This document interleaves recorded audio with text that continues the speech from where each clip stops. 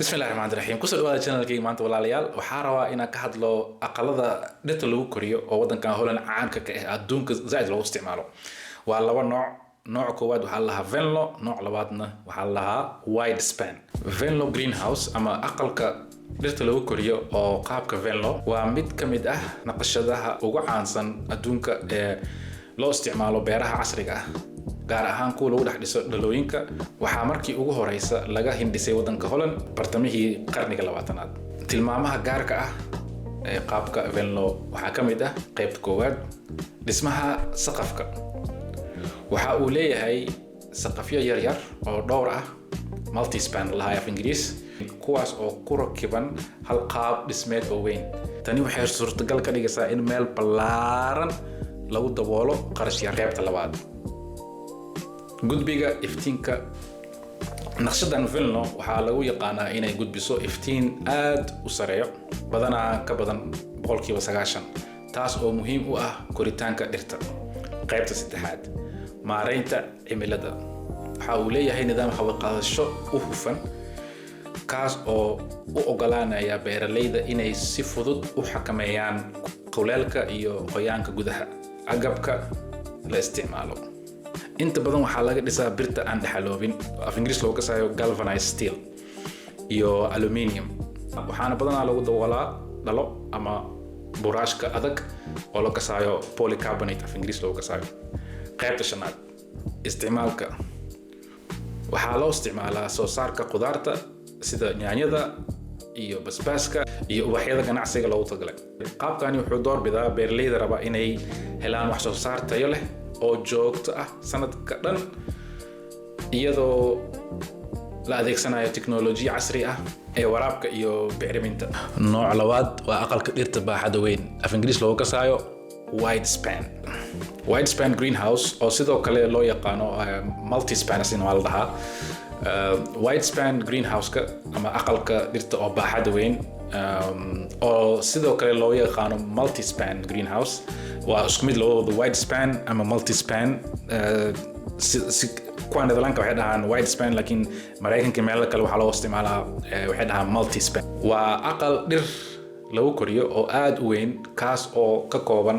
qaybo badan oo isku xiran si loo abuuro hal meel oo ballaaran oo wax lagu beero waxay aad caan ku yihiin beerashada ganacsiga sababtoo ah waxay bixiyaan faa'iidooyin badan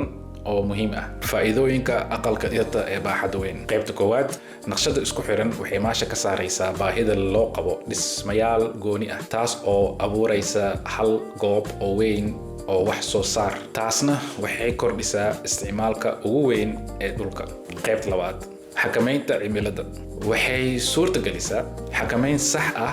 oo heer kulka qoyaanka iyo heerarka CO2 soo naqshada weyn waxay sidoo kale ay fududeysaa hawo qaadista wanaagsan maareynta heer kulka iyadoo inta badan lagu daro daaqabo ama marwaxado qaybta saddexaad waqti isla meel dhigid ama af Ingiriis loo kasayo automation qaab dhismeedka ballaaran wuxuu si fudud u taageeraa nidaamyada otomaatiga ah ee waraabka bacaarinta leydka iyo goosashada taas oo yareynaysa qarashka shaqada qaybta afaraad dhaqaale iyo dabacsanaan qarashka dhismaha halkii mitir 2 jibaar ayaa ka hooseeyo sababtoo ah waxay wadaagaan gidaarada iyo biyo-mareynta inta waxaa dheer gudaha u furan wuxuu bixiyaa dabacsanaan weyn oo loo sameeyo isbedel kasta oo mustaqbalka ah qaybta shanaad ilaalinta dalaga waxay ka ilaalisaa dalagyada xaaladaha cimilada daran sida dabaylaha roobka iyo dhaxanta iyo sidoo kale cayayaanka iyo cudurrada taasoo hubisa dalag oo caafimaad qaba marka maxay yihiin dalagyada caanka ah oo lagu koriyo aqalka dhirta baaxadda weyn